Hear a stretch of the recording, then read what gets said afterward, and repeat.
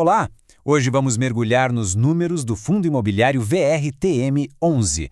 A gente vai fazer uma análise completa para entender o que a gestão aprontou no último mês e o que isso tudo significa para o futuro do fundo. Vamos lá?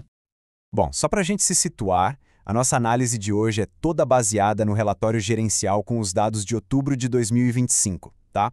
Esse relatório foi divulgado agora em novembro de 2025, então a gente vai desdobrar todas as informações que estão nesse documento.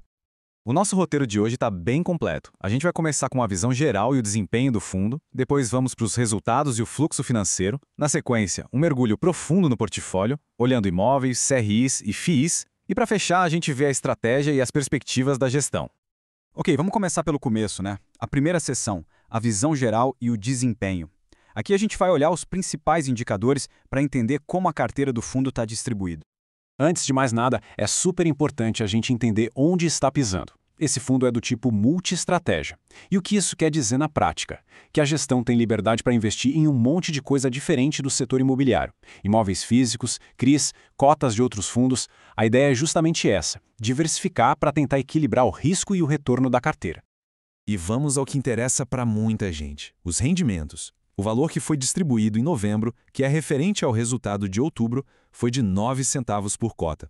Agora, vamos dar uma olhada nos principais números do mês. O dividend yield mensal bateu em 1,29%. A cota no mercado fechou o mês a R$ 6,97. E um ponto que chama bastante atenção, o P sobre VP, que ficou em 0,75. Isso basicamente nos diz que a cota estava sendo negociada na bolsa com um desconto de 25% em relação ao valor patrimonial dos ativos do fundo.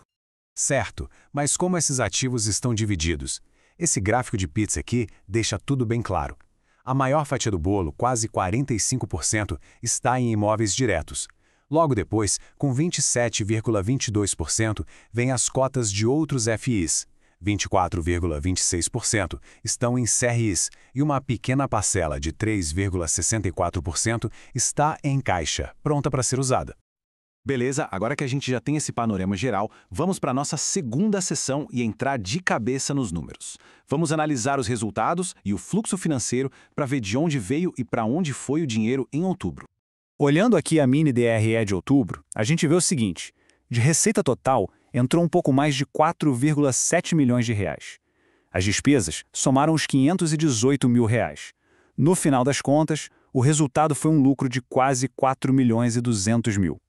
Só que, olha só que interessante, o total distribuído foi um pouquinho maior, 4 milhões 227 mil. Isso quer dizer que o fundo usou um pouco das reservas que tinha guardada para complementar a distribuição do mês. E por falar em reservas, no finalzinho de outubro o fundo tinha acumulado o equivalente a 2,1 centavos por cota. Essa reserva funciona como um colchão de segurança, né? Pode ser usada para pagar alguma conta futura ou, como a gente acabou de ver, para turbinar os dividendos em um mês que o resultado foi um pouco menor. Chegamos agora na terceira parte, que é a análise do portfólio de imóveis. Essa é a maior fatia da carteira, então vale a pena olhar com calma. A gente vai ver as movimentações, a distribuição e um tal de mecanismo kicker. Primeiro, vamos entender o que é esse kicker. De forma bem simples, pensa nele como um bônus. Quando o fundo vende um imóvel de volta para a construtora, ele pode ter direito a receber esse valor extra, o kicker, que acaba aumentando o lucro da operação. E o fundo tem um potencial a receber de kicker que equivale hoje a mais ou menos 9 centavos por cota. E o mês de outubro foi bem agitado para essa carteira de imóveis, viu?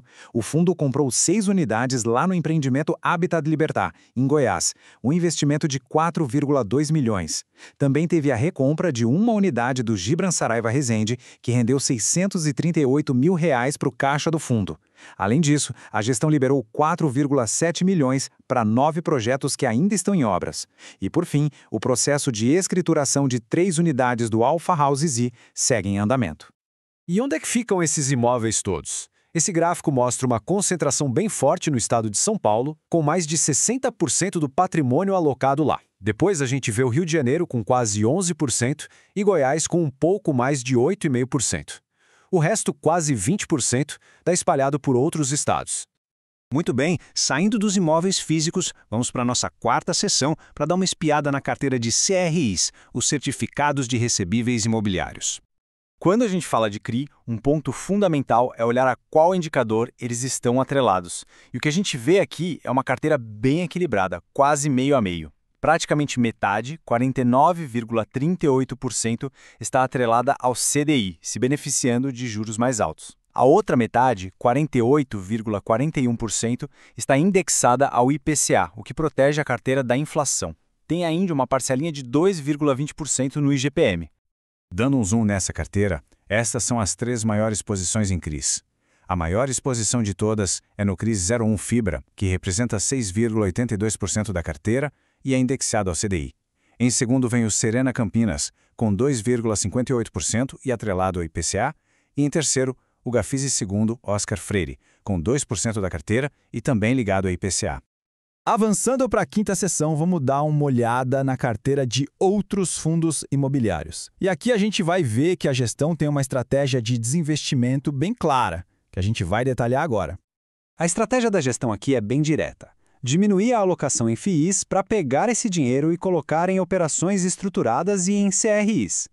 Seguir essa linha, em outubro o fundo vendeu R$200 mil em cotas de outros FIIs. Especificamente, as posições nos fundos OLG, que é de logística, e VISC, de shoppings, foram encerradas. O relatório ainda destaca que essas vendas foram feitas com lucro, gerando ganho de capital para o fundo. Mesmo com essa estratégia de venda em curso, o fundo ainda mantém algumas posições importantes em outros FIIs. As 3 maiores hoje são no VVIR11, no WTSP11 e no NIL11. E com isso, chegamos à nossa última sessão. Agora é hora de juntar todas as peças, fazer um resumo do mês e, o mais importante, ver o que a própria equipe de gestão comentou sobre a estratégia e o que eles esperam para o futuro do fundo. Essa fala da equipe de gestão resume bem o momento atual. Eles reforçam a visão de que a carteira está bem balanceada entre as 3 principais frentes de investimento e destacam que o percentual em caixa, apesar de reduzido, é estratégico para as próximas alocações que eles pretendem fazer. Então, para a gente resumir o mês de outubro. Do lado positivo, tivemos um dividend yield mensal bem atrativo de 1,29%. A cota continua sendo negociada com um desconto relevante, como mostra o P sobre VP de 0,75%, e tivemos a realização de lucro com as vendas na carteira de FIIs. Já do lado dos pontos que a gente precisa ficar de olho, o relatório apontou atrasos em obras de 6 projetos imobiliários. E claro, é preciso continuar acompanhando de perto essa estratégia de rotação da carteira com a redução da alocação em FIIs. Essa análise completa mostra um fundo em um momento de transformação bem claro com essa estratégia de realocar o capital. E antes de fechar com uma pergunta para a gente pensar, um recado importante. Sua inscrição faz a diferença. Continue acompanhando nossos vídeos e contribua para que mais investidores tenham acesso a informações relevantes. E a pergunta que fica no ar é a seguinte: com a gestão ativamente reduzindo a exposição em FIIs para focar em operações mais estruturadas, como imóveis na planta e CRIs, como o VRTM11 está se posicionando para o futuro do mercado imobiliário? É uma mudança de rota que busca capturar valor de uma forma diferente. Fica aí a reflexão. Muito obrigado pela companhia e a gente se vê na próxima.